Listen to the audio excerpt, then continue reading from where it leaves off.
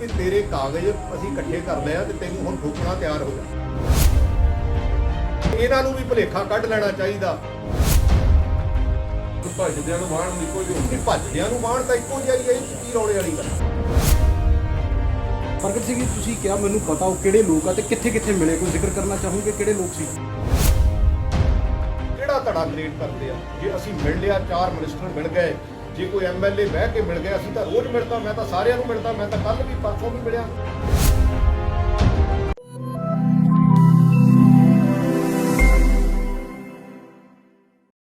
ਇਸ vigilance officer ਜਿਹੜਾ system ਜਿਹੜਾ ਉਹ ਇੱਕ ਐਕਸੀਅਨ ਤੇ 1200 ਕਰੋੜ ਦਾ ਪਰਚਾ ਦਰਜ ਕਰਦਾ, ਇਹਦਾ ਮਤਲਬ ਉਹਦੇ ਅੱਗੇ ਪਿੱਛੇ ਕੋਈ ਹੈ ਨਹੀਂਗਾ। ਫਿਰ ਇਹੋ ਜਿਹਾ ਸਿਸਟਮ ਤੋਂ ਆਪਾਂ ਲੈਣਾ ਕੀ ਆ? ਇਰੀਗੇਸ਼ਨ ਦੀ ਫਾਈਲ ਪਿਛਲੇ 4 ਸਾਲਾਂ 'ਚ, 4.25 ਸਾਲਾਂ 'ਚ ਉਹ ਕਿੱਥੇ ਤੁਰੀ ਫਿਰਦੀ ਆ? ਮੈਨੂੰ ਗੱਲ ਸਮਝ ਹੈਗੀ ਆ, ਕਿਉਂਕਿ ਉਹਦੇ ਵਿੱਚ ਵੱਡੀਆਂ ਮੱਛੀਆਂ ਕਦੀ ਉਹਨੂੰ ਸੱਜੇ ਨੂੰ ਕਰ ਲੈਂਦੇ ਆ, ਕਦੀ ਖੱਬੇ ਨੂੰ ਕਰ ਲੈਂਦੇ ਆ, ਕਦੀ ਕਿਸੇ ਪਾਸੇ ਨੂੰ ਕਰ ਲੈਂਦੇ ਆ, ਕਦੀ ਕਿਸੇ ਪਾਸੇ ਨੂੰ ਕਰ ਲੈਂਦੇ ਆ।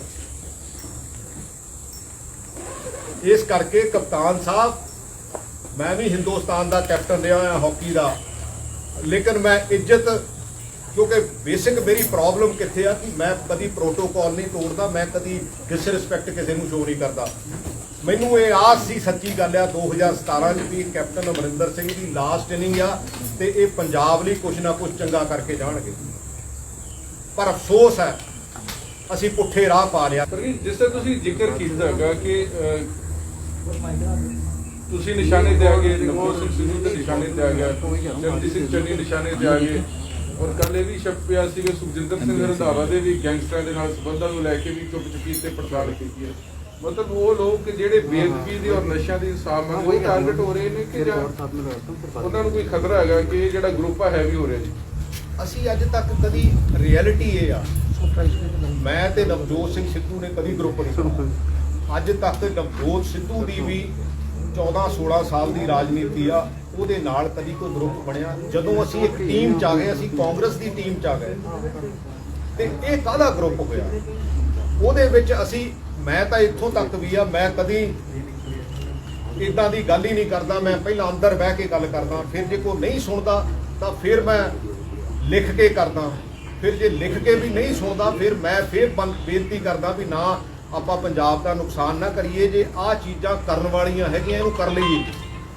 ਤੇ ਜੇ ਉਹਦੇ ਬਾਵਜੂਦ ਵੀ ਤੇ ਫਿਰ ਕਿਤੇ ਜਾ ਕੇ ਮੈਂ ਮੀਟਿੰਗ 'ਚ ਇਹ ਗੱਲ ਕਹਿਣਾ ਵੀ ਆਹ ਇਸ਼ੂਜ਼ ਹੈਗੇ ਆ and these are the point, ਕਿਉਂਕਿ ਹੋ ਸਕਦਾ ਬਹੁਤੇ ਐਮਐਲਏਆਂ ਨੂੰ ਇਸ ਸਿਸਟਮ ਦੀ ਨਾ ਸਮਝ ਆਉਂਦੀ ਹੋਵੇ, ਲੇਕਿਨ ਸਮਝ ਇਸ ਗੱਲ ਦੀ ਤਾਂ ਆਉਂਦੀ ਆ ਨਾ ਵੀ ਅਸੀਂ ਜਾ ਕਿੱਧਰ ਨੂੰ ਰਹੇ ਆ।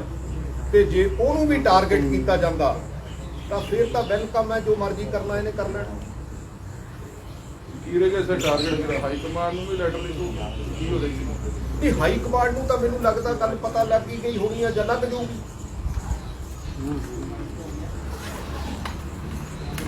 ਪ੍ਰਗਟ ਜੀ, ਸੰਦੀਪ ਸੰਧੂ ਨੇ ਕੀ ਮਤਲਬ ਧਮਕੀ ਭਰੇ ਅੰਦਾਜ਼ ਦੇ ਵਿੱਚ ਤੁਹਾਡੇ ਨਾਲ ਗੱਲਬਾਤ ਕੀਤੀ ਹੈ? ਕੀ ਮਤਲਬ ਉਹਨਾਂ ਦਾ ਇੱਕ ਅਪੀਲਿੰਗ ਰਵੱਈਆ ਸੀਗਾ ਕਿ ਉਹਨਾਂ ਨੇ ਅਪੀਲ ਕੀਤੀ ਹੋਵੇ ਤੁਹਾਨੂੰ? ਤੇ ਮੈਨੂੰ ਕਹਿੰਦੇ ਗੱਲ ਬੜੀ ਕਲੀਅਰ ਆ। ਮੈਂ ਕਿਹਾ ਪਹਿਲਾਂ ਤਾਂ ਮੈਂ ਥੋੜਾ ਜਿਹਾ ਇਹ ਫੀਲ ਕੀਤਾ ਵੀ ਯਾਰ ਇਹ ਗੱਲ ਵੀ ਹੋ ਸਕਦੀ ਹੈ। ਮੈਂ ਕਿਹਾ ਕੈਪਟਨ ਅਮਰਿੰਦਰ ਸਿੰਘ ਨੇ ਕਿਹਾ, ਹੀ ਸੈਡ ਕਿ ਹਾਂ ਕੈਪਟਨ ਅਮਰਿੰਦਰ ਸਿੰਘ ਨੇ ਕਿਹਾ।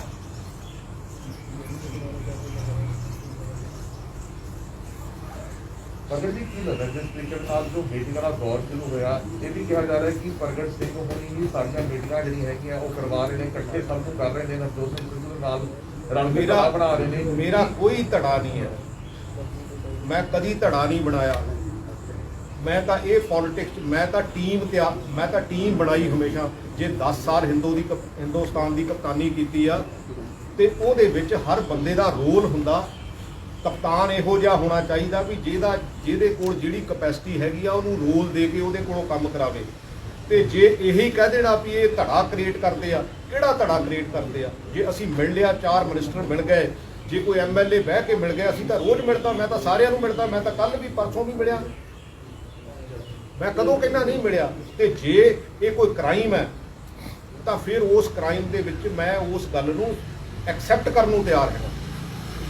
ਜੋ ਵਿਜੀਲੈਂਸ ਦੀਆਂ ਰੇਡਸ ਹੋ ਰਹੀਆਂ ਨੇ ਉਹਦੇ ਬਾਰੇ ਕੀ ਕਹੋਗੇ ਕਿ ਜੋ ਕੱਲ੍ਹ ਦੀਆਂ ਪਰਸੋਂ ਦੀਆਂ ਨਿਊਜ਼ ਚੱਲ ਰਹੀਆਂ ਸੀਗੀਆਂ, ਉਸ ਨੂੰ ਕਿਸ ਤਰ੍ਹਾਂ ਵੇਖਦੇ? ਨਹੀਂ, ਵਿਜੀਲੈਂਸ ਤਾਂ ਬੇਸਿਕਲੀ ਵਰਤਿਆ ਜਾਂਦਾ ਮੈਨੂੰ ਇਹ ਵੀ ਪਤਾ ਵੀ ਕਿੰਨੇ ਕੁ ਸਰਕਾਰੀ ਬੰਦੇ ਜਦੋਂ ਕਿਤੇ ਸਰਕਾਰਾਂ ਬਦਲਦੀਆਂ ਤਾਂ ਹੌਸਟਾਈਲ ਹੁੰਦੇ ਆ। ਜੇ ਵਿਜੀਲੈਂਸ ਨੇ ਕਰਨਾ ਸੀ ਤਾਂ ਆਹ 2 ਕੇਸ 4 ਸਵਾ 4 ਸਾਲ ਹੋ ਗਏ ਆ, ਹਜੇ ਤਾਈਂ ਲਟਕਦੇ ਰਹੇ ਆ। ਇਹਨਾਂ ਨੂੰ ਕੌਣ ਰੋਕਦਾ? ਜਦੋਂ ਇੱਕ ਵਾਰੀ ਐਵੀਡੈਂਸ ਆ ਜਾਂਦੀ ਆ, ਜਦੋਂ ਇੱਕ ਵਾਰੀ ਇਹ ਆ ਜਾਂਦਾ ਵੀ ਹਾਂ ਬਈ ਇਰੀਗੇਸ਼ਨ ਦਾ ਸਕੈਮ ਆਪਾਂ ਨੂੰ ਸਭ ਨੂੰ ਪਤਾ ਨਾ, ਉਹ ਕਦੀ ਸੱਜੇ ਨੂੰ ਤੋੜ ਦੇਣਾ, ਕਦੀ ਖੱਬੇ ਨੂੰ ਤੋੜ ਦੇਣਾ। ਮੈਂ ਤਾਂ ਸੱਚੀ ਗੱਲ ਆ, ਮੈਂ ਜੇ ਨੌਕਰੀ ਕੀਤੀ ਆ ਨਾ, ਬਦਕਿਸਮਤੀ ਇਹ ਆ ਕਿ ਇਹ ਲੋਕੀ ਜਿਹੜੇ ਪੜ੍ਹੇ ਲਿਖੇ ਵੀ ਆ, ਮੈਂ ਨਹੀਂ ਕਹਿੰਦਾ ਬਿਊਰੋਕਰੈਟ ਚ ਇਮਾਨਦਾਰ ਨਹੀਂ ਹੈਗੇ ਆ, ਲੇਕਿਨ ਉਹਨਾਂ ਨੂੰ ਇਹੋ ਜਿਹਾ ਸਿਸਟਮ ਚ ਲਿਜਾ ਕੇ ਇਹੋ ਜਿਹਾ ਖੱਚ ਕੀਤਾ ਜਾਂਦਾ ਵੀ ਤਾਂ ਕਿ ਉਸ ਆਰਗੇਨਾਈਜੇਸ਼ਨ ਨੂੰ ਖਰਾਬ ਕਰ ਦਿਓ, ਖਿਲਾਰ ਦਿਓ, ਉਸ ਸਿਸਟਮ ਨੂੰ ਖਿਲਾਰ ਦਿਓ। ਉਹ ਖੜੀਏ ਯਾਰ, ਕਿੰਨੇ ਪੈਸੇ ਚਾਹੀਦੇ ਆ? ਪੈਸੇ ਬਹੁਤੇ ਨਹੀਂ ਚਾਹੀਦੇ ਜ਼ਿੰਦਗੀ ਦੇ ਵਿੱਚ। ਪ੍ਰਗਟ ਸਿੰਘ ਜੀ, ਹੁਣ ਤੱਕ ਤੁਹਾਨੂੰ ਕੌਣ ਮਿਲਣ ਆ ਚੁੱਕਿਆ ਜਾਂ ਫਿਰ ਨਵਜੋਤ ਸਿੰਘ ਸਿੱਧੂ ਦੀ ਕੀ ਕੁਝ ਧਮਕੀਆਂ ਹੁਣ ਤੱਕ ਦਿੱਤੀਆਂ ਗਈਆਂ? ਕੋਈ ਮਿਲਦੇ ਤਾਂ ਅਸੀਂ ਰੋਜ਼ ਹੀ ਆ, ਇਹ ਤਾਂ ਕੋਈ ਰੌਲਾ ਹੀ ਨਹੀਂ ਹੈ ਕਿ ਅਸੀਂ ਕੋਈ ਮਿਲਦੇ ਨਹੀਂ ਹੈ, ਪਰ ਧਮਕੀਆਂ ਮੈਨੂੰ ਜ਼ਰੂਰ ਵੀਰਵਾਰ ਨੂੰ ਇਹ ਫੋਨ ਕਰਕੇ। ਔਰ ਮੈਂ 2-3 ਦਿਨ ਰਿਐਲਿਟੀ 'ਚ ਇਹ ਆ ਕਿ ਮੈਂ 2-3 ਦਿਨ ਬੜਾ ਅਪਸੈਟ ਰਿਹਾ। ਮੈਂ ਮਹਿਸੂਸ ਕੀਤਾ ਕਿ ਜੇ ਕੋਈ ਕਿਸੇ ਕਿਸਮ ਦਾ ਬੇਅਦਬੀਆਂ ਦਾ, ਜੇ ਕੋਈ ਕਿਸੇ ਕਿਸਮ ਦਾ ਸਿਸਟਮ ਦੀ ਗੱਲ ਕਰਦਾ, ਤੇ ਜੇ ਉਹਦੇ ਨਾਲ ਡੀਲ ਇਦਾਂ ਦਾ ਤੁਸੀਂ ਕਰਦੇ ਆ ਤਾਂ ਫਿਰ ਸਾਡੇ ਸਿਸਟਮ ਦੇ ਵਿੱਚ ਸੁਧਾਰ ਨਹੀਂ ਆਉਣਾ। ਔਰ ਮੈਂ ਕਿਉਂਕਿ ਕਦੀ ਇਹਨਾਂ ਚੀਜ਼ਾਂ ਤੋਂ ਡਰਿਆ ਹੀ ਨਹੀਂ, ਕਿਉਂਕਿ ਡੈਸਟਨੀ ਜਿਹੜੀ ਆ ਨਾ, ਉਹ ਹਰ ਬੰਦੇ ਦੀ ਲਿਖ ਕੇ ਆਉਂਦੀ ਆ, ਤੇ ਡੈਸਟਨੀ ਨੂੰ ਬੰਦਾ ਚੇਂਜ ਨਹੀਂ ਕਰ ਸਕਦਾ। ਇਹ ਇਹਨਾਂ ਨੂੰ ਗਲਤਫਹਿਮੀ ਆ ਕਿਸੇ ਨੂੰ, ਕੋਈ ਸ਼ਾਇਦ ਕਈ ਵਾਰੀ ਕਈਆਂ ਬੰਦਿਆਂ ਨੂੰ ਗਲਤਫਹਿਮੀ ਹੋ ਜਾਂਦੀ ਆ ਵੀ ਖਰੇ ਮੇਰੇ ਤੋਂ ਮੇਰਾ ਸੂਰਜ ਨਹੀਂ ਚੜ੍ਹਨਾ। ਇਹ ਨਹੀਂ ਹੁੰਦਾ, ਇਹ ਕਦੀ ਨਹੀਂ ਹੁੰਦਾ। ਇਹਨਾਂ ਨੂੰ ਵੀ ਭੁਲੇਖਾ ਕੱਢ ਲੈਣਾ ਚਾਹੀਦਾ।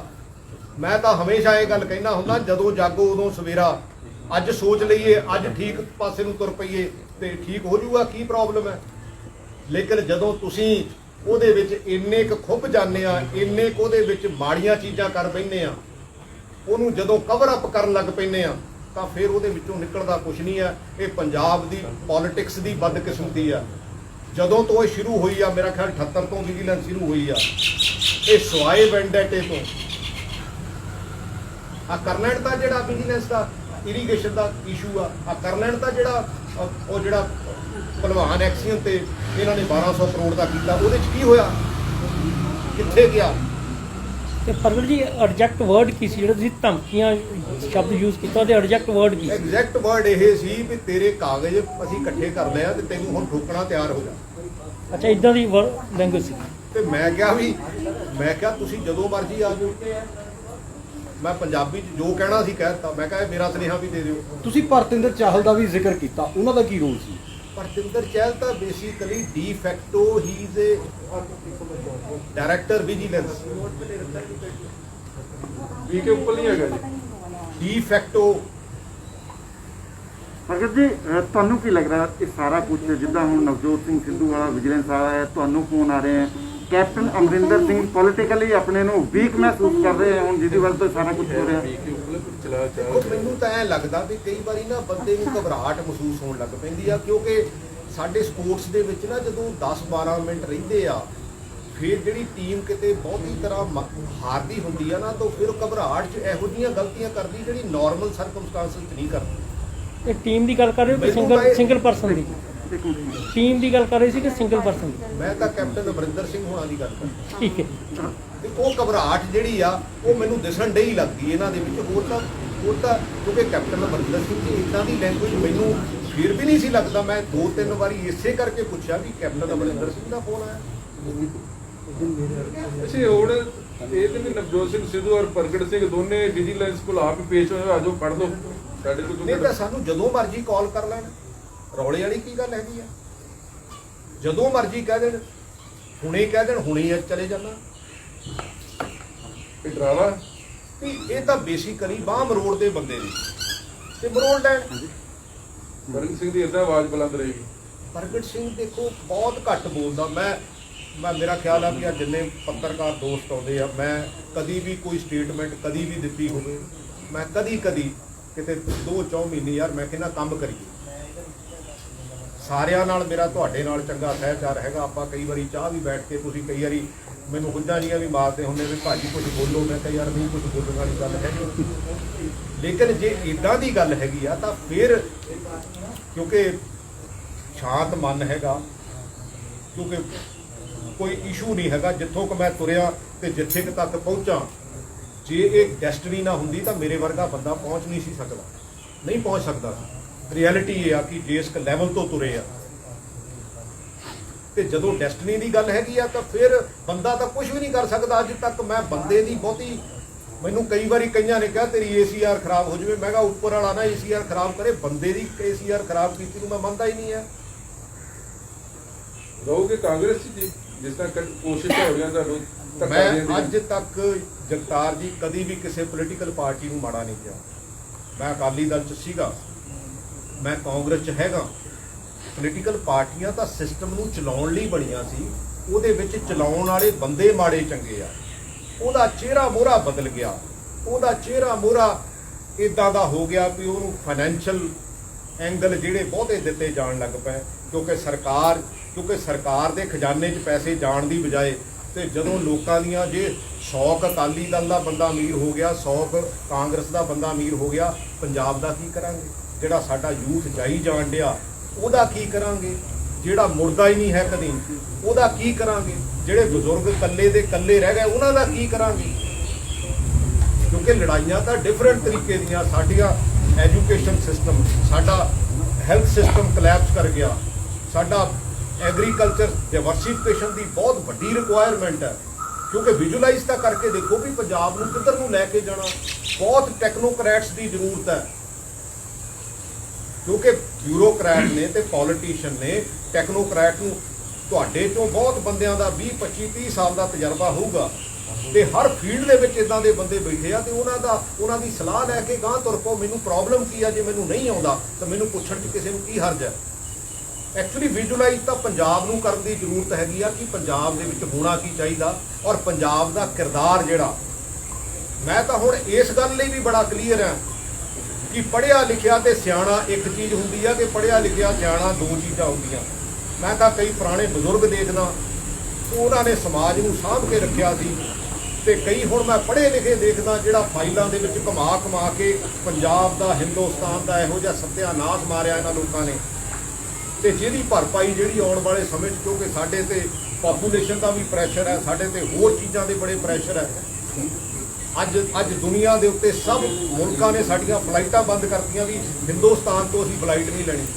ਹਿੰਦੁਸਤਾਨ ਦਾ ਜਿਹੜਾ ਕੋਈ ਵੀ ਨਾਗਰਿਕ ਆ ਸਾਡੇ ਕੰਟਰੀ 'ਚ, ਇਹ ਸਾਡਾ ਰੈਪੂਟੇਸ਼ਨ ਹੈ, ਇਹਨੂੰ ਐਕਸੈਪਟ ਕਰੋ ਯਾਰ, ਐਕਸੈਪਟ ਕਰਕੇ ਅੱਗੇ ਤੁਰੋ ਜੇ ਇਹਨੂੰ ਬੈਟਰ ਕਰਨਾ ਹੈਗਾ। ਜੇ ਨਹੀਂ ਕਰਨਾ ਤਾਂ ਫਿਰ ਤਾਂ ਇਹ ਤੁਸੀਂ ਗੋਲੀਆਂ ਦਈ ਜਾਂਦੇ ਆ, ਇੱਧਰ ਦੀਆਂ ਬਾਲਾਂ ਇੱਧਰ ਨੂੰ ਪਾਈ ਜਾਂਦੇ ਆ। ਮੈਂ ਤਾਂ ਅਸਲੀ ਗੱਲ ਆ ਖੇਡਾਂ ਵਾਲੀ ਲੈਂਗੁਏਜ ਦੇ ਵਿੱਚ ਹੀ ਸਾਰੀ ਗੱਲ ਕਰ ਲੈਣਾ ਹੁੰਦਾ। ਤੁਸੀਂ ਆਪਣੇ ਪਾਰਟੀ ਕਲੀਗਸ ਦੇ ਵਿੱਚ ਨਾਲ ਵੀ ਇਹ ਗੱਲ ਸ਼ੇਅਰ ਕੀਤੀ ਹੈ ਕਿਸ ਦੇ ਨਾਲ, ਤੇ ਕੀ ਉਹਨਾਂ ਵੱਲੋਂ ਰਿਐਕਸ਼ਨ ਸੀਗਾ? ਨਹੀਂ, ਮੈਨੂੰ ਤਾਂ ਉਹਨਾਂ ਤੋਂ ਕਈਆਂ ਤੋਂ ਫੋਨ ਆਏ ਵੀ ਤੁਹਾਡੇ ਨਾਲ ਆਹ ਗੱਲ ਹੋਈ ਆ। ਅੱਛਾ, ਮੈਂ ਤਾਂ ਅਸਲੀ ਗੱਲ ਆ, ਮੈਂ ਤਾਂ ਕਿਸੇ ਨੂੰ ਦੱਸਣਾ ਹੀ ਨਹੀਂ ਸੀ ਚਾਹੁੰਦਾ, ਸ਼ਰਮ ਕਰਕੇ ਨਹੀਂ ਦੱਸਣਾ ਚਾਹੁੰਦਾ ਸੀ ਵੀ ਯਾਰ ਮੈਨੂੰ ਵੀ ਇਹ ਗੱਲ ਆ। ਪਰ ਜਦੋਂ ਉਹਨਾਂ ਦੇ ਫੋਨ ਆਉਣ ਲੱਗ ਪਏ, ਫਿਰ ਮੈਂ ਕਿਹਾ ਸੱਚੀ ਗੱਲ ਆ, ਹੋ ਸਕਦਾ ਮੈਂ ਤੁਹਾਡੇ ਨਾਲ ਵੀ ਨਾ ਸਾਂਝੀ ਕਰ ਲਾਂ। ਤੇ ਜਦੋਂ ਉਹਨਾਂ ਦੇ ਮੈਨੂੰ ਫੋਨ ਆਉਣ ਲੱਗ ਪਏ, ਫਿਰ ਮੈਂ ਕਿਹਾ ਯਾਰ ਜਦੋਂ ਪਤਾ ਹੀ ਲੱਗ ਗਿਆ ਸਭ ਨੂੰ ਵੀ ਮੇਰੇ ਨਾਲ ਆਹ ਕੀਤਾ ਇਹਨਾਂ ਨੇ। ਪ੍ਰਗਟ ਸਿੰਘ ਜੀ, ਤੁਸੀਂ ਕਿਹਾ ਮੈਨੂੰ ਪਤਾ ਉਹ ਕਿਹੜੇ ਲੋਕ ਆ ਤੇ ਕਿੱਥੇ ਕਿੱਥੇ ਮਿਲੇ, ਕੋਈ ਜ਼ਿਕਰ ਕਰਨਾ ਚਾਹੋਗੇ ਕਿਹੜੇ ਲੋਕ ਸੀ? ਆਉਣ ਵਾਲੇ ਸਮੇਂ 'ਚ ਟਾਈਮ ਤਾਂ ਦਿਓ। ਮੈਂ ਤਾਂ ਪਿਛਲੀ ਪ੍ਰੈਸ ਕਾਨਫਰੰਸ ਇੱਕੋ ਗੱਲ ਕਹੀ ਸੀ ਨਾ ਵੀ ਆਪਾਂ 10-15 ਦਿਨਾਂ ਬਾਅਦ ਮਿਲਿਆ ਕਰਾਂਗੇ। ਅੱਛਾ, ਮੈਨੂੰ ਨਹੀਂ ਸੀ ਪਤਾ ਵੀ ਆਹ ਵਿੱਚ ਆ ਜਾਣਾ। ਧੰਨਵਾਦ ਕਰਦੀ, ਅਸੀਂ ਵੀ ਧੰਨਵਾਦ ਕਰਦੇ ਉਹਨਾਂ ਦਾ। ਇਹ ਗੱਲ ਸੁਣੋ, ਕੀ ਵਜ੍ਹਾ ਹੈਗੀ ਕਿ ਪ੍ਰਗਟ ਸਿੰਘ ਹੋ ਗਏ, ਨਵਜੋਤ ਸਿੰਘ ਸਿੱਧੂ ਹੋ ਗਏ, ਚੰਦੀ ਸੰਨੀ, ਇਹ ਜ਼ਿਆਦਾ ਹਾਈ ਕਮਾਂਡ ਦੇ ਬੰਦੇ ਕਾਊਂਟ ਹੁੰਦੇ ਨੇ, ਉਹੀ ਬੰਦੇ ਟਾਰਗੇਟ ਹੋ ਰਹੇ ਨੇ, ਕਿਉਂਕਿ ਤੁਹਾਡੀ ਡਾਇਰੈਕਟ ਪਤਾ ਨਹੀਂ। ਮੈਂ ਤਾਂ ਯਾਰ ਦੇਖੋ ਹਾਈ ਕਮਾਂਡ ਨੂੰ ਬਹੁਤਾ ਸੱਚੀ ਗੱਲ ਆ, ਮੇਰਾ ਸਹਿਚਾਰ ਤਾਂ ਬਹੁਤਾ ਕਿਸੇ ਨਾਲ ਹੈ ਨਹੀਂ। ਮੈਂ ਤਾਂ ਜੇ ਆ ਗਿਆ ਤੇ ਜਿੰਨੀ ਕੁ ਮੇਰੀ ਕੌਨਸਟੀਚੁਐਂਸੀ ਤੋਂ ਇੱਥੇ ਤੇ ਇੱਥੋਂ ਕੌਨਸਟੀਚੁਐਂਸੀ ਤੇ, ਲੇਕਿਨ ਜਿਹੜੀ ਗੱਲ ਪੰਜਾਬ ਦੀ ਗੱਲ ਹੈਗੀ ਆ ਉਹ ਮੈਂ ਕਰਨੀ ਜ਼ਰੂਰ ਹੈ। ਜਿੰਨੀ ਕੁ ਗੱਲ ਮੈਨੂੰ ਸਮਝ ਆਉਂਦੀ, ਜਾਂ ਤਾਂ ਮੈਨੂੰ ਕੋਈ ਕਨਵਿੰਸ ਕਰ ਦੇਵੇ ਤੇ ਜਾਂ ਫਿਰ ਮੇਰੇ ਕੋਲੋਂ ਕੋਈ ਕਨਵਿੰਸ ਹੋ ਜਾਵੇ, ਗੱਲ ਤਾਂ ਇੰਨੀ। ਪਰ ਸੁਨੀਲ ਜਾਖੜ ਨੇ ਵੀ ਇੰਟਰਵਿਊ ਕੀਤਾ ਜੀ। ਨਹੀਂ ਮੈਂ ਤਾਂ ਜਿਹੜਾ ਇੱਕ ਦੋ ਬੰਦਿਆਂ ਨੂੰ ਦੱਸਣਾ ਮੇਰਾ ਫਰਜ਼ ਬਣਦਾ ਸੀ ਬੀਇੰਗ ਐਮਐਲਏ, ਮੈਂ ਕਨਵੇ ਕਰ ਦਿੱਤਾ। ਕੌਣ ਨਹੀਂ ਪ੍ਰਧਾਨ ਸਾਹਿਬ ਨੂੰ ਵੀ ਕਨਵੇ ਕੀਤਾ ਇਹਦਾ। ਉਹਨਾਂ ਦਾ ਕੋਈ ਆਇਆ ਨਹੀਂ ਹੈਗਾ ਜੀ ਰਿਐਕਸ਼ਨ। ਨਹੀਂ ਚਲੋ ਰਿਐਕਸ਼ਨ ਜ਼ਰੂਰੀ ਨਹੀਂ ਹੈ, ਮੇਰਾ ਸੱਚੀ ਗੱਲ ਹੈ ਮੇਰਾ ਵੀ ਸਾਂਝ ਕਰਨ ਨੂੰ ਨਹੀਂ ਸੀ ਦਿਲ ਕਰਦਾ। ਮੈਂ ਕਿਹਾ ਯਾਰ ਕੀ ਕਹੂੰਗਾ, ਮੈਂ ਕੀ ਕਹੂੰਗਾ ਵੀ ਮੈਂ 15 ਸਾਲ ਹਿੰਦੁਸਤਾਨ ਦੀ ਹਾਕੀ ਟੀਮ 'ਚ ਰਿਹਾ ਤੇ 10 ਸਾਲ ਕਪਤਾਨੀ ਕੀਤੀ ਆ ਤੇ ਮੇਰੇ ਨਾਲ ਇਹ ਆਹ ਕਰਨ ਜਾ ਰਹੇ ਆ। ਜੇ ਇਹ ਇਦਾਂ ਹੀ ਹੁੰਦਾ ਆ ਤਾਂ ਫਿਰ ਕੋਈ ਗੱਲ ਨਹੀਂ, ਇਦਾਂ ਹੀ ਚੱਲਦੇ ਨੇ। ਮਤਲਬ ਭੱਜਦਿਆਂ ਨੂੰ ਵਾਹਣ ਨੂੰ ਇੱਕੋ ਜਿਹੇ ਹੋਣਗੇ। ਨਹੀਂ ਭੱਜਦਿਆਂ ਨੂੰ ਬਾਣ ਤਾਂ ਇੱਕੋ ਜਿਹਾ ਹੀ ਹੈ, ਇਹ 'ਚ ਕੀ ਰੌਲੇ ਵਾਲੀ ਗੱਲ ਹੈ। ਬੇਅਦਬੀ ਦੇ ਕੇਸਾਂ ਦੀ ਜਾਂਚ ਦੀ ਮੰਗ ਤੁਹਾਡੇ ਵੱਲੋਂ ਤੇ ਨਵਜੋਤ ਸਿੰਘ ਸਿੱਧੂ ਵੱਲੋਂ ਵੀ ਲੰਮੇ ਸਮੇਂ ਤੋਂ ਚੱਕੀ ਜਾ ਰਹੀ। ਕੱਲ 6 ਗ੍ਰਿਫਤਾਰੀਆਂ ਹੋਈਆਂ, ਕਿਵੇਂ ਦੇਖਦੇ ਹੋ? ਲੱਗਦਾ ਜਾਂਚ ਹੀ ਪਾਸੇ ਜਾ ਰਹੀ ਹੈ? ਅਸੀਂ ਤਾਂ ਕਦੀ ਇਹ ਕਿਹਾ ਹੀ ਨਹੀਂ ਹੈ। ਮੈਂ ਤਾਂ ਹਮੇਸ਼ਾ ਇਹ ਗੱਲ ਕਹਿਣਾ ਵੀ ਜਿਹੜੀ ਗੱਲ ਠੀਕ ਆ ਉਹਦੇ ਤੇ ਪਹਿਰਾ ਦੇ ਲਈਏ। ਕੌਣ ਰੋਕਦਾ ਆ? ਜੇ ਬੇਅਦਬੀਆਂ ਦੇ ਵਿੱਚ ਵੀ ਜੇ ਇਨਵੈਸਟੀਗੇਸ਼ਨ ਬਹੁਤੇ ਚੀਜ਼ਾਂ 'ਚ ਹੋ ਚੁੱਕੀ ਆ। ਨਿਹਾਲ ਸਿੰਘ ਨੇ ਐਫੀਡੇਵਿਟ ਦਿੱਤਾ ਸੀ 2008 ਦੇ ਵਿੱਚ, ਜਿਹੜਾ ਬਾਬੇ ਰਾਮ ਰਹੀਮ ਨੇ ਪੋਸ਼ਾਕ ਪਾਈ ਸੀ ਤੇ ਸਾਡੇ ਕੋਲ ਸਫੀਸ਼ੀਐਂਟ ਐਵੀਡੈਂਸ ਹੈ ਫॉर ਟ੍ਰਾਇਲਸ। ਉਹ ਕਿਹਨੇ ਕੈਂਸਲੇਸ਼ਨ ਕੀਤੀ? ਸਰਦਾਰ ਸੁਖਬੀਰ ਸਿੰਘ ਬਾਦਲ। ਕੱਲ ਦੀ ਖਰੇ ਸਟੇਟਮੈਂਟ ਆ। ਯਾਰ ਕਿਉਂ ਇਹਨਾਂ ਚੀਜ਼ਾਂ ਨੂੰ ਪੋਲੀਟੀਕਲਾਈਜ਼ ਕਰਦੇ ਆ? ਕਿਉਂ ਇਹਨਾਂ ਚੀਜ਼ਾਂ ਦੀ ਸੋਚ ਨਹੀਂ ਹੈ ਵੀ ਆਉਣ ਵਾਲੇ ਸਮੇਂ ਦੇ ਵਿੱਚ ਅਸੀਂ ਆਪਣੇ ਸਮਾਜ ਨੂੰ, ਆਪਣੇ ਧਰਮ ਨੂੰ ਕਿੱਧਰ ਨੂੰ ਲੈ ਕੇ ਜਾ ਰਹੇ ਹਾਂ? ਭਾਈ ਪਤਾ ਤਾਂ ਲੱਗਾ ਤੁਹਾਡੇ ਕੋਲ ਵੀ ਸਰਕਾਰ ਦੇ ਬੜੇ ਡਾਕੂਮੈਂਟ ਹੈਗੇ, ਵੱਡੇ ਦੀ ਖੁਲਾਸੇ ਕਰੋ ਕਿਸੇ ਨਹੀਂ ਮਿਲਦੇ ਰਿਹਾ ਕਰਾਂਗੇ ਆਪਾਂ 5-4 ਦਿਨਾਂ ਬਾਅਦ, ਕੋਈ ਗੱਲ ਨਹੀਂ। ਆਪਾਂ ਚਾਹ ਚੂਹ ਦਾ ਕੱਪ ਪੀ ਲਿਆ ਕਰਾਂਗੇ ਤੇ ਆਪਾਂ ਮਿਲਿਆ ਕਰਾਂਗੇ। ਮੈਂ ਤਾਂ ਅਸਲੀ ਗੱਲ ਹੈ ਪਿਛਲੀ ਵਾਰੀ ਵੀ ਉਹੀ ਕਰਨਾ ਸੀ ਇੱਕ ਅੱਧਾ, ਉਹ ਪਰ ਆ ਵਿੱਚ ਮੈਨੂੰ ਨਹੀਂ ਪਤਾ ਸੀ ਵੀ ਮੇਰੇ ਨਾਲ ਆਹ ਹੋਣੀ ਹੈ। इसी वजह से तो नहीं हुई है सर, यही वजह तो नहीं टारगेट कर लेगा। ਦੇਖੋ ਸੱਚ ਨੂੰ ਨਾ ਕਦੀ ਜਿਹੜਾ ਆ ਉਹ ਥੱਲੇ ਨੂੰ ਨਹੀਂ ਕੀਤਾ ਜਾ ਸਕਦਾ। ਮੇਰੇ ਵਰਗੇ ਬੰਦੇ ਨੂੰ ਮੈਂ ਤੁਹਾਨੂੰ ਅੱਗੇ ਵੀ ਦੱਸਿਆ ਵੀ ਜਿਸ ਲੈਵਲ ਤੋਂ ਮੈਂ ਚੱਲਿਆ ਤੇ ਜਿਸ ਲੈਵਲ ਤੇ ਪਹੁੰਚ ਗਿਆ ਤੇ ਜੇ ਇਹ ਡੈਸਟਨੀ ਨਾ ਹੁੰਦੀ ਤਾਂ ਫਿਰ ਮੈਂ ਇਸ ਲੈਵਲ ਤੇ ਪਹੁੰਚ ਨਹੀਂ ਸੀ ਸਕਦਾ। ਬਹੁਤ ਜਿੱਥੋਂ ਦੀ ਵੀ ਲੰਘਿਆ ਲੋਕਾਂ ਨੇ ਬਹੁਤ ਲੱਤਾਂ ਖਿੱਚੀਆਂ, ਸੱਚੀ ਗੱਲ ਹੈ। ਜਿੱਥੋਂ ਦੀ ਵੀ ਲੰਘਿਆ, ਜੇ ਕਿਤੇ ਮੈਂ ਕਿਤੇ ਇਹਦੀ ਕਿਤਾਬ ਲਿਖਣੀ ਹੋਵੇ ਨਾ ਤੇ ਜਿਸ ਪਿੰਡ ਤੋਂ ਮੈਂ ਤੁਰਿਆ ਤੇ ਜਿਸ ਤੱਕ ਹੁਣ ਪਹੁੰਚਿਆ ਤੇ ਮੈਂ ਤਾਂ ਉਹਨਾਂ ਲੋਕਾਂ ਦਾ ਵੀ ਧੰਨਵਾਦ ਕਰਦਾ ਵੀ ਜਿਨ੍ਹਾਂ ਨੇ ਜੇ ਲੱਤਾਂ ਨਾ ਮੇਰੀਆਂ ਖਿੱਚੀਆਂ ਹੁੰਦੀਆਂ ਸ਼ਾਇਦ ਮੈਂ ਇੱਥੇ ਤੱਕ ਨਾ ਪਹੁੰਚਦਾ। ਮੈਂ ਉਹਨਾਂ ਦਾ ਵੀ ਧੰਨਵਾਦ ਕਰਦਾ। ਭਾਈ ਇੱਕ ਸਵਾਲ ਠੀਕ। ਚਾਲੀ ਚੰਗੇ ਕਿ ਹਿੰਦੀ ਵਾਲੇ ਪੁੱਛੋ ਨੇ ਜਾਂ ਉਹ ਮਾੜੇ ਕਿ ਆ ਚੰਗੇ? ਇੱਕੋ ਜਿਹੇ ਸਾਰੇ, ਇੱਕੋ ਜਿਹੇ ਆ। ਸਾਨੂੰ ਸੋਚ ਬਦਲਣ ਦੀ ਜ਼ਰੂਰਤ ਹੈ, ਸਾਨੂੰ ਥਾਟ ਪ੍ਰੋਸੈਸ ਬਦਲਣ ਦੀ ਜ਼ਰੂਰਤ ਹੈ। ਮੈਂ ਕਿਉਂ ਹਮੇਸ਼ਾ ਕਹਿੰਦਾ ਇੰਟਰਨਲ ਡੈਮੋਕ੍ਰੇਸੀ ਠੀਕ ਕਰ ਲਈਏ। ਆਪਾਂ ਨੂੰ ਪੰਜਾਬ ਦੇ ਇਸ਼ੂਜ਼ ਤੇ ਕੰਮ ਕਰਨਾ ਪੈਣਾ। ਪੰਜਾਬ ਜਾ ਕਿੱਧਰ ਨੂੰ ਰਿਹਾ, ਕਿੱਧਰ ਨੂੰ ਜਾ ਰਿਹਾ? ਕਿਸੇ ਨੂੰ ਜਸਟਿਸ ਦੀ ਉਮੀਦ ਨਹੀਂ ਆਉਂਦੀ। ਇੱਕ ਹੋਰ ਸਵਾਲ ਦਾ ਜਵਾਬ ਦਿਓ। ਸਰਦਾਰ ਪ੍ਰਕਾਸ਼ ਸਿੰਘ ਬਾਦਲ ਚੰਗੇ ਜਾਂ ਕੈਪਟਨ ਅਮਰਿੰਦਰ ਸਿੰਘ? ਦੋਨੇ ਬਹੁਤ ਰਿਸਪੈਕਟੇਬਲ ਆ, ਲੇਕਿਨ ਦੋਨਾਂ ਨੇ ਸਿਸਟਮ ਦਾ ਇਹੋ ਜਿਹਾ ਤਹਿਸ ਨਹਿਸ ਕੀਤਾ ਔਰ ਜਿਹੜੀ ਇਹ ਸਕ੍ਰਿਪਟ ਦੋਨੇ ਪਰਿਵਾਰ ਲਿਖਣ ਡਏ ਆ ਨਾ, ਉਹਦਾ ਆਖਰੀ ਪੰਨਾ ਜਿਹੜਾ ਮੈਨੂੰ ਲੱਗਦਾ ਸਾਨੂੰ ਲਿਖਣਾ ਪੈਣਾ। ਮੈਂ ਹਮੇਸ਼ਾ ਟੀਮ ਦੀ ਗੱਲ ਕਰਦਾ, ਮੈਂ ਕਦੀ ਇੰਡੀਵਿਜੂਅਲ ਦੀ ਗੱਲ ਨਹੀਂ ਕਰਦਾ। ਆਪਾਂ ਕੁਝ ਚੰਗੇ ਬੰਦੇ ਜਿੱਦਣ ਚੰਗੇ ਇਕੱਠੇ ਹੋ ਜਾਣਗੇ ਉਦੋਂ ਇਹਦੇ ਵਿੱਚ ਸੁਧਾਰ ਵੀ ਆ ਜਾਊਗਾ। ਕੀ ਨਹੀਂ ਸੁਧਾਰ? ਕਿਉਂਕਿ ਸਾਡੇ ਕਦਰਾਂ ਕੀਮਤਾਂ, ਅਸੀਂ ਅਸਲੀ ਗੱਲ ਹੈ ਲਾਲਚੀ ਇੰਨੇ ਹੋ ਗਏ, ਉਹ ਕਦਰਾਂ ਕੀਮਤਾਂ ਤੇ ਅਸੀਂ ਪਹਿਰਾ ਹੀ ਨਹੀਂ ਦੇ ਸਕੇ। ਜਿਹੜਾ ਕਰੈਕਟਰ ਪੰਜਾਬੀਆਂ ਦਾ ਸੀ ਅਸੀਂ ਉਹਦੇ ਤੇ ਖੜ ਹੀ ਨਹੀਂ ਸਕੇ। ਔਰ ਸਭ ਤੋਂ ਜਿਹੜਾ ਵੱਡਾ ਨੁਕਸਾਨ ਕੀਤਾ, ਜਿਹੜੀ ਚਾਚੇ ਤੇ ਤਾਏ ਦੀ ਲੜਾਈ ਆ, ਮੈਂ ਆਪਣੇ ਹਲਕੇ 'ਚ ਘਰ ਬੰਦਿਆਂ ਨੂੰ ਕਹਿੰਦਾ ਹੁੰਦਾ ਨਾ ਲੜੋ। ਤੁਹਾਡੀ ਲੜਾਈ ਜਿਹੜੀ ਆ, ਤੁਸੀਂ ਤਾਂ ਇੱਥੇ ਲੜ ਕੇ ਬਹਿ ਜਾਂਦੇ ਮੈਂ ਫਲਾਣੇ ਧੜੇ ਦਾ ਤੇ ਇਹ ਸ਼ਾਮ ਨੂੰ ਇਕੱਠੇ ਹੀ ਹੁੰਦੇ ਉੱਥੇ ਚੰਡੀਗੜ੍ਹ। ਇਹ ਸ਼ਾਮ ਨੂੰ ਹਰ ਚੀਜ਼ ਇਕੱਠੀ ਕਰਦੇ ਆ। ਤੁਸੀਂ ਨਾ ਲੜੋ, ਚੰਗੀਆਂ ਚੀਜ਼ਾਂ ਤੇ ਪਹਿਰਾ ਦੇ ਲਓ, ਸੋਚ ਬਦਲ ਲਓ, ਆਪਾਂ ਤਾਂ ਹੀ ਜਾ ਕੇ ਠੀਕ ਹੋਵਾਂਗੇ। ਨਹੀਂ ਤਾਂ ਤੁਸੀਂ ਪੁਲਿਸ ਵਾਲਿਆਂ ਨੂੰ, ਨਹੀਂ ਤਾਂ ਤੁਸੀਂ ਸਾਡੀ ਜਿਹੜਾ ਰੈਵਨਿਊ ਡਿਪਾਰਟਮੈਂਟ ਆ, ਪਟਵਾਰੀ ਨੂੰ, ਤੁਸੀਂ ਵਕੀਲਾਂ ਨੂੰ, ਤੁਸੀਂ ਕੋਰਟਾਂ ਨੂੰ ਪੈਸੇ ਦੇਣੋਂ ਨਹੀਂ ਹਟੋਗੇ। ਆਪਾਂ ਹੌਲੀ ਸਭ ਨੇ ਚਲੇ ਜਾਣਾ, ਲੇਕਿਨ ਆਉਣ ਵਾਲੀ ਜਨਰੇਸ਼ਨ ਨੂੰ ਕੋਈ ਚੰਗੀ ਚੀਜ਼ ਤਾਂ ਦੇ ਕੇ ਜਾਈਏ, ਕਿਤੇ ਤਾਂ ਖੜ ਕੇ ਜਾਈਏ। ਕੋਈ ਸਾਡੇ ਆਉਣ ਵਾਲੀ ਜਿਹੜੀ ਜਨਰੇਸ਼ਨ ਹੈ ਉਹ ਇਹ ਕਵੇ ਵੀ ਸਾਡੇ ਬਜ਼ੁਰਗਾਂ ਨੇ ਸਾਡੇ ਲਈ ਆਹ ਕੀਤਾ ਸੀ। ਤੇ ਜੇ ਇਹ ਕਵੇ ਵੀ ਸਾਡੇ ਬਜ਼ੁਰਗ ਜਿੰਨੇ ਮਾੜੇ ਸੀ ਉਹਨਾਂ ਨੇ ਸਾਡੇ ਤੇ ਇੰਨੇ ਲੱਖ ਕਰੋੜ ਦਾ ਕਰਜ਼ਾ ਚਾੜ ਕੇ ਚਲੇ ਗਏ ਤੇ ਸਾਨੂੰ ਚੰਗੀ ਐਜੂਕੇਸ਼ਨ ਨਹੀਂ ਦੇ ਕੇ ਗਏ। ਸਾਨੂੰ ਸਾਡੇ ਤਾਂ ਬੇਸਿਕਲੀ ਕਦੀ ਸਰਵੇ ਨਹੀਂ ਹੋਇਆ ਵੀ ਸਾਡੇ ਡਿਮਾਂਡ ਤੇ ਸਪਲਾਈ ਦੇ ਵਿੱਚ ਏਡਾ ਵੱਡਾ ਗੈਪ ਕਿਉਂ ਆ। ਅਸੀਂ ਐਜੂਕੇਸ਼ਨ 'ਚ ਸਰਵੇ ਨਹੀਂ ਕੀਤਾ। ਜਿਹੜੀ ਐਜੂਕੇਸ਼ਨ ਦੀ ਡਿਮਾਂਡ ਹੀ ਹੈ ਨਹੀਂ, ਬੱਚਾ ਇੰਜੀਨੀਅਰਿੰਗ ਕਰਕੇ ਨਿਕਲਦਾ ਉਹਨੂੰ ਇਹ ਲੱਗਦਾ ਵੀ ਹਾਂ ਵੀ ਇੰਜੀਨੀਅਰਿੰਗ ਤੋਂ ਬਾਅਦ ਮੇਰਾ ਫਿਊਚਰ ਕੀ ਆ, ਤੇ ਉਹਨੂੰ ਉਦੋਂ ਪਤਾ ਲੱਗਦਾ। ਕਈ ਵਾਰੀ ਪਬਲਿਕ ਲਾਈਫ ਦੇ ਵਿੱਚ ਆਣ ਕੇ ਇੱਕ ਦਿਨ ਮੇਰੇ ਕੋਲ ਇੱਕ ਬਾਬਾ ਤੇ ਪੋਤਾ ਆ ਗਏ ਤੇ ਪੋਤਾ ਵਿਚਾਰਾ ਤਾਂ ਹਜੇ +2 ਕਰਕੇ ਆਇਆ ਸੀ, ਬਾਬੇ ਨੂੰ ਸਮਝ ਹੈ ਨਹੀਂ ਸੀ ਤੇ ਬਾਬਾ ਮੈਨੂੰ ਕਹਿੰਦਾ ਵੀ ਮੈਂ ਮੁੰਡੇ ਨੂੰ ਇੰਜੀਨੀਅਰ ਬਣਾਉਣਾ, ਚਾਹੇ ਮੇਰੀ ਜਿਹੜੀ 2, 2.5, 3 ਏਕੜ ਆ ਜ਼ਮੀਨ ਵੀ ਵਿਕ ਜਵੇ। ਮੈਂ ਕਿਹਾ ਬਾਪੂ ਤੈਨੂੰ ਇਹ ਪਤਾ ਵੀ ਇੰਜੀਨੀਅਰਿੰਗ ਤੋਂ ਬਾਅਦ ਇਹਨੇ ਬਣਨਾ ਕੀ ਆ? ਕਹਿੰਦਾ ਇਹਨੇ ਬਹੁਤ ਵੱਡਾ ਅਫਸਰ ਬਣ ਜਾਣਾ, ਕਿਉਂਕਿ ਪਤਾ ਹੀ ਨਹੀਂ ਹੈ ਐਜੂਕੇਸ਼ਨ ਸਿਸਟਮ ਦੇ ਵਿੱਚ ਕਿਤੇ ਅਸੀਂ ਕਿਤੇ ਚੀਜ਼ਾਂ ਰੱਖੀਆਂ ਹੀ ਨਹੀਂ ਹੈ। ਪ੍ਰਗਟ ਸਿੰਘ ਜੀ, ਨਵਜੋਤ ਸਿੰਘ ਸਿੱਧੂ ਨਾਲ ਗੱਲਬਾਤ ਹੋਈ ਕੋਈ ਕਿ ਉਹਨਾਂ ਨੂੰ ਵੀ ਪਹਿਲਾਂ ਕੋਈ ਧਮਕੀ ਭਰੇ ਕਾਲ ਕੀਤਾ ਸੀਗਾ ਜਦੋਂ ਵਿਜੀਲੈਂਸ ਦੀ ਜਿਹੜੀ ਰੇਡ ਹੋਈ ਹੈ? ਨਹੀਂ, ਮੈਂ ਤਾਂ ਅਖਬਾਰਾਂ ਅਖੂਰਾਂ 'ਚ ਹੀ ਪੜ੍ਹਿਆ, ਉਹਦਾ ਗੱਲ ਜ਼ਰੂਰ ਹੋਈ ਸੀ। ਮੈਂ ਕਿਹਾ ਵੀ ਮੇਰੇ ਨਾਲ ਤਾਂ ਆਹ ਹੋਈ ਤੇ ਕਹਿੰਦਾ ਯਾਰ ਬੜੀ ਮਾੜੀ ਗੱਲ ਆ ਵੀ ਜੇ ਇੱਥੇ ਤੱਕ ਸਾਡੀ ਪੋਲਿਟਿਕਸ ਚਲੇ ਗਈ, ਸਾਡੀ ਰਾਜਨੀਤੀ ਇੱਥੇ ਤੱਕ ਚਲੇ ਗਈ ਤਾਂ ਫੇਰ ਤਾਂ ਰੱਬ ਰਾਖਾ ਹੀ ਆ। ਫੇਰ ਤਾਂ ਭਾਈ ਇੱਕ ਕੋ ਬੈਟ ਆ, ਇੱਕ ਦੂਜੇ ਕੋ ਹਾਕੀ ਆ, ਪਲੇਅਰ ਠੰਡੇ ਤੇ ਰਹਿੰਦੇ। ਨਹੀਂ, ਮੈਂ ਤਾਂ ਬਹੁਤ ਠੰਡਾ ਯਾਰ। ਮੈਂ ਜਗਤਾਰ ਤੋਂ ਮੈਨੂੰ ਕਦੀ ਦੇਖਿਆ ਵੀ ਇਸ ਗੱਲ ਲਈ ਵੀ ਮੈਂ ਕਦੀ ਤੱਤਾ ਹੋਵਾਂ। ਮੈਂ ਤਾਂ ਹੁਣ ਵੀ ਬਹੁਤ ਠੰਡਾ। ਮੈਂ ਤਾਂ ਐਕਚੁਅਲੀ ਅਸਲੀ ਗੱਲ ਆ, ਮਾਨਸਿਕਤਾ ਦਾ ਪੱਧਰ ਹੀ ਇਹੋ ਜਿਹਾ ਹੋ ਗਿਆ ਵੀ ਜਿੱਥੇ ਗੁੱਸਾ ਆਉਂਦਾ ਹੀ ਨਹੀਂ। ਮੈਨੂੰ ਲੱਗਦਾ ਵੀ ਆਹ ਜਿਹੜੀ ਫਿਲਮ ਚੱਲਣ ਡਈ ਆ ਇਹਦੇ ਵਿੱਚ, ਕਿਉਂਕਿ ਅਸਲੀ ਗੱਲ ਹੈ ਕਿ ਜਿਹੜੀ ਡੈਸਟਨੀ ਵੀ ਆਪਣਾ ਰੋਲ ਪਲੇ ਕਰਦੀ ਆ, ਕਿਉਂਕਿ ਜਿਹੋ ਜਿਹੇ ਉਹ ਸਰਕਮਸਟੈਂਸਸ ਬਣਨੇ ਹੁੰਦੇ ਆ ਉਹੋ ਜਿਹੇ ਫਿਰ ਸਰਕਮਸਟੈਂਸਸ ਬਣ ਕੇ ਤੇ ਉਹ ਸਾਰੀਆਂ ਚੀਜ਼ਾਂ ਉੱਦਾਂ ਡਿਸਟਾਈਨਡ ਹੁੰਦੀਆਂ, ਉਧਰ ਨੂੰ ਤੁਰ ਕੇ। ਇੱਕ ਵਾਰ ਇਹ ਦੱਸ ਦਿਓ ਕਿ ਕਾਲ ਕਰਕੇ ਕੀ ਕੁਝ ਉਹਨਾਂ ਵੱਲੋਂ ਕਿਹਾ ਗਿਆ ਸੀ ਸੰਦੀਪ ਸਰ? ਮੈਂ ਤਾਂ 2-3 ਵਾਰੀ ਦੱਸਦਾ ਜੀ।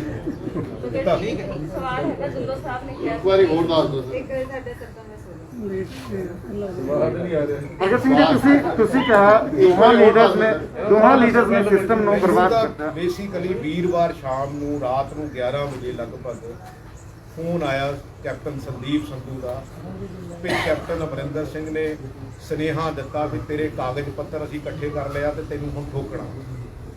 ਪਹਿਲਾਂ ਤਾਂ ਮੈਨੂੰ ਇਸ ਗੱਲ ਦਾ ਯਕੀਨ ਨਹੀਂ ਆਇਆ ਤੇ ਫਿਰ ਮੈਂ ਦੂਜੀ ਵਾਰੀ ਪੁੱਛਿਆ, ਤੀਜੀ ਵਾਰੀ ਪੁੱਛਿਆ। ਮੈਂ ਕਿਹਾ ਉਹਨਾਂ ਨੇ ਕਿਹਾ, ਕਿਉਂਕਿ ਮੇਰੇ ਕੋਲੋਂ ਕਦੀ ਜਿਹੜਾ ਮੇਰੇ ਤੋਂ ਉਮਰ 'ਚ ਵੱਡਾ ਆ, ਮੇਰੇ ਕੋਲੋਂ ਕਦੀ ਕੋਈ ਜਿਹੜੀ ਲੈਂਗੁਏਜ ਆ ਉਹ ਰਫ ਨਹੀਂ ਹੋ ਸਕੀ, ਨਾ ਮੈਂ ਕਦੀ ਕਰਦਾ ਹੀ ਆ, ਕਿਉਂਕਿ ਇਹ ਕੋਈ ਚੰਗੀ ਲੈਂਗੁਏਜ ਨਹੀਂ ਹੈ, ਇਹ ਕੋਈ ਚੰਗੀਆਂ ਚੀਜ਼ਾਂ ਨਹੀਂ। ਸਾਡੇ ਸਮਾਜ ਨੇ ਸਾਨੂੰ ਇਹ ਨਹੀਂ ਸਿਖਾਇਆ। ਮੈਂ 2-3 ਵਾਰੀ ਪੁੱਛਿਆ, ਹੀ ਸੈਡ ਕਿ ਯੈਸ। ਫਿਰ ਮੈਂ ਵੀ ਅਸਲੀ ਗੱਲ ਆ, ਫਿਰ ਉਸ ਹੀ ਲਹਿਜੇ ਦੇ ਵਿੱਚ ਮੈਂ ਕਿਹਾ ਵੀ ਜੇ ਸੁਨੇਹਾ ਦੇ ਸਕਦਾ ਤਾਂ ਫਿਰ ਮੇਰਾ ਵੀ ਦੇ। ਤੁਸੀਂ ਦਿੱਤਾ ਜੀ ਸੁਨੇਹਾ, ਕੀ ਦਿੱਤਾ ਫਿਰ ਤੁਸੀਂ? ਕਿਹਾ ਕੀ ਫਿਰ? ਜਿੱਦਾਂ ਦਾ ਸੁਨੇਹਾ ਉਹਨਾਂ ਤੋਂ ਆਇਆ ਸੀ ਉਦਾਂ ਦਾ ਹੀ ਮੈਂ ਦੇ। ਮਤਲਬ ਕਹਿੰਦੇ ਕਿ ਭਾਜੀ ਬੋਲਦੀ ਹੈਗੀ ਜੀ।